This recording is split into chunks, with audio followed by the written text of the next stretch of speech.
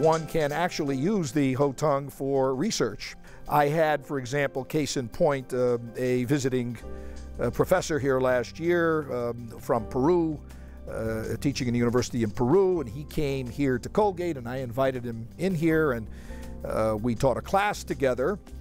We taught a class on the dark cloud constellations of the southern Milky Way, which are mentioned in Inca lore. There are manuscripts that come down to us from after the conquest of the Inca, where they talk about these dark clouds of the Milky Way. There's a llama and a fox and a partridge, and all the animals' cycles are supposed to be coordinated with the way they are in the sky.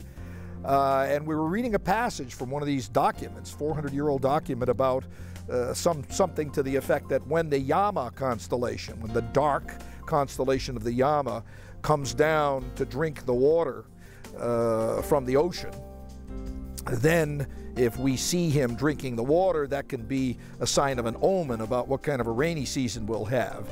Well, darned if when we watched that llama's head didn't come down to drink the water right over there in the southwest corner of the wall there in the dome.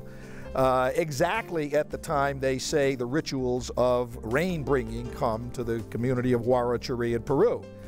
And when Professor Dulanto saw this, he just, his eyes opened up and he said, my goodness, that can't be a coincidence. Now I have to go back to the field and talk to these people some more about this ritual, because apparently it's a reality. This llama really does drink water on that date. Well, that's just one of a number of examples of discovery. I took some students, for example, last year to Mexico, and we were studying the embedded stones, these Aztec stones that were broken apart from the pyramids by the Spaniards, the conquering Spaniards. And these had been embedded in walls of churches. Well, what were they doing there? Why did the Masons put them there after the conquest? It turns out that all of these stones were deliberately placed to point to certain directions, or at least most of them were. And one of the discoveries made by one of my students is that one of these stones actually points in the direction of a Spanish constellation, an early colonial Spanish constellation, which appears carved on a stone in front of the church. So the church actually faces that direction. Last year, I went to Mexico on an extended study trip to study embedded stones in colonial era churches in the Aztec regions.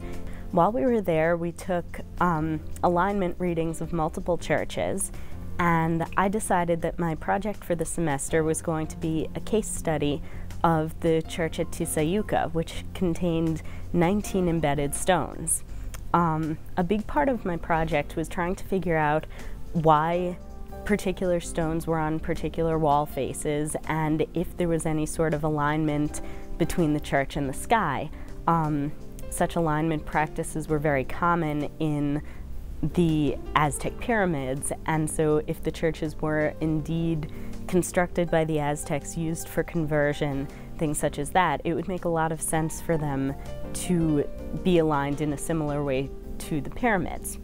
So after I got back here, it ended up that the Viz Lab was an absolutely amazing tool for my research. I came into the Viz Lab and we set up the horizon of Tizayuca all around and went back to about 1500 CE, and of course the longitude and latitude of Tizayuca. And then the lights went out and I was in the Hidalgo province in the time of the Aztecs. So basically, a lot of my conclusions about the way the church was aligned, the symbolism of the stones, and how the Aztecs were using the landscape and the sky to represent their sacred landscape, just all depended on the dome. Now, I'm not saying you couldn't discover that without the use of a visualization lab, but it is dramatic.